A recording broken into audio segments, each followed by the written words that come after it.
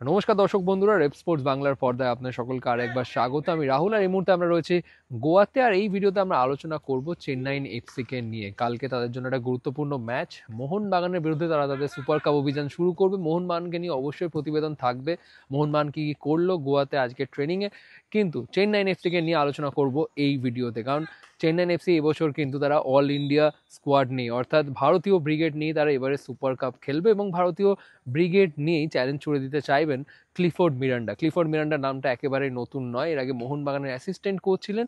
এবং এই চেন্নাইন টিমটাতে যদি দেখা যায় আরও কিন্তু তিনজন প্রাক্তন মোহনবাগানই রয়েছে, কারণ সেই নামগুলো অবশ্যই আপনাদেরকে হয়তো আলাদা করে আর বলার দরকার নেই। দুটো নাম তো আপনারা অবশ্যই জানেন, প্রীতম কোটাল এবং লালিনিয়ালা হামটে, এবং তার সাথে যুক্ত হয়েছে আরও একটি নতুন নাম। তিনি গত বছরও কিন্তু মোহনবাগানের সাথে ছিলেন, তিনি হলেন রাজ বাসফোরে। এবং আজকে ট্রেনিংয়ে গিয়ে দেখা গেল, চেন্নাইনের ট্রেনিংয়ে গিয়ে হঠাৎ কিন্তু সেই রাজ বাসফোরের দেখা মিলল। আমরা জানি গত বছরও মোহনবাগান টিমে ছিল, কিন্তু যেহেতু সেভাবে তিনি গেম টাইম পাননি, সেই কারণেই তিনি গেম টাইমের আশায় মোহনবাগান ছেড়ে এবার চেন্নাইতে তিনি যুক্ত হয়েছেন।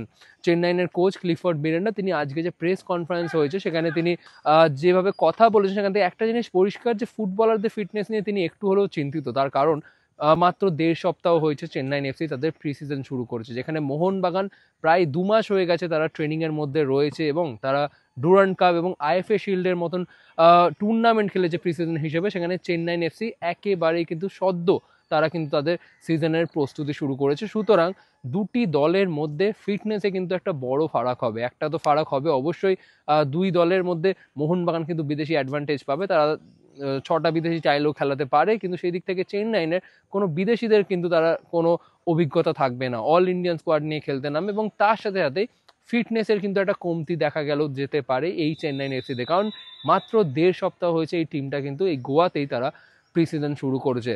কিন্তু তাও ক্লিফোর্ড মিরান্ডা, প্রাক্তন মোহনবাগানের অ্যাসিস্ট্যান্ট কোচ, তিনি চাইবেন তার পুরনো দলকে চ্যালেঞ্জ ছুড়ে দিতে। তো চলুন একবার এই চেন্নাইন টিমটাতে দেখে নিই কোন কোন ফুটবলার যাদের উপর কালকের ম্যাচে অবশ্যই নজর রাখতেই হবে। তো সুতরাং গোলকিপার ডিপার্টমেন্টে আমরা যদি চলে যাই, টিমটা কিন্তু বিদেশিকে বাদ দিয়ে টিমটা কিন্তু একেবারেই সেম রয়েছে। আগের বছর যেই কোর টিমটা ছিল সেটাকে কিন্তু ইনট্যাক্ট রেখেছে চেন্নাইন এফসি। এবছর যেহেতু আইএসএল নিয়ে এখনও অনিশ্চয়তা রয়েছে, তারা অপেক্ষায় ছিল সুপ্রিম কোর্টের ভার্ডিক্টে, তারপরই কিন্তু তারা অপারেশন স্টার্ট করেছে। এবার আইএসএল এর ডেটটা কনফার্ম হলেই তারা কিন্তু বিদেশি সাইন করা শুরু করবে। তো চলুন এবার দেখে নিই কালকের ম্যাচে মোহনবাগানকে চেন্নাইন টেক্কা দেওয়ার জন্য কোন কোন ফুটবলের উপর কিন্তু বড় দায়িত্ব থাকবে। গোলকিপারে সৌমিক মিত্র অথবা কিন্তু মোহাম্মদ নওয়াজের মতন অভিজ্ঞ গোলকিপার রয়েছে, তো এদের দুজনের মধ্যে যে কোনো একজন কিন্তু তার কিন্তু দায়িত্ব থাকবে গোলকিপিং ডিপার্টমেন্টের। ডিফেন্সে যদি চলে আসি, খুব সম্ভবত প্রীতম কোটাল আপনাদের সকলেরই খুব প্রিয়, আমাদের বাংলার যাকে নিয়ে গর্ববোধ করে, যাকে নিয়ে। এবং প্রীতম কোটালের সাথে হয়তো খুব সম্ভবত পিসি লালিন পুইয়া, তিনি হয়তো জুটি বাঁধতে পারেন ডিফেন্সে।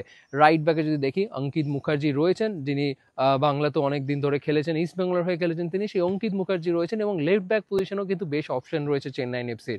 বিঘ্নেশ দক্ষিণামূর্তি রয়েছেন এবং মান্দার রাও দেশাই, অর্থাৎ প্রাক্তন ইস্ট বেঙ্গল ডিফেন্ডার, তিনিও কিন্তু চেন্নাইনের অপশনে রয়েছেন। মাঝমাঠটাও কিন্তু বেশ ভালোই স্ট্রং চেন্নাইন এফসির। লালিনিয়ালা হামতের মতন ফুটবলার রয়েছেন, যিনি রেগুলারলি ইন্ডিয়া আন্ডার-23 টিমের হয়ে খেলছেন। এবং তার সাথে জিতেন্দ্র সিং এর মতনও অপশন রয়েছে কোচ ক্লিফোর্ড মিরান্ডার হাতে।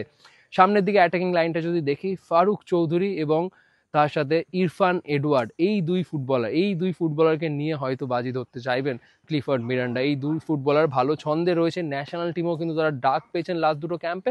সুতরাং এই দুই ফুটবলার কিন্তু চেন্নাইয়ের আক্রমণ ভাগের মূল অস্ত্র হয়ে উঠবে কিন্তু ক্লিফোর্ড মিরান্ডা। কিন্তু আবারও সেই মেনশন করতে হচ্ছে ফিটনেসের কথা, কারণ ক্লিফোর্ড মিরান্ডা তিনি ফিটনেস নিয়ে চিন্তিত হলেও তিনি মনে করছেন যে আমাদের দিনে একটা মিরাকল দরকার, অর্থাৎ মোহনবাগানের বিরুদ্ধে যদি তারা সেই মিরাকুলাস একটা কিছু যদি করতে পারে, তাহলে অবশ্যই জয় কিন্তু অধরা নয়।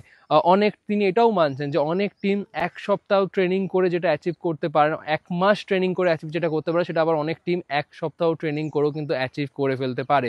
সুতরাং এক কথায় যদি সাজিয়ে বলা যায়, তাহলে কালকে অর্থাৎ গতকাল মোহনবাগানের বিরুদ্ধে চেন্নাইন এফসির হেড কোচ ক্লিফোর্ড মিরান্ডা মিরাকেলের কিন্তু আশা দেখছেন।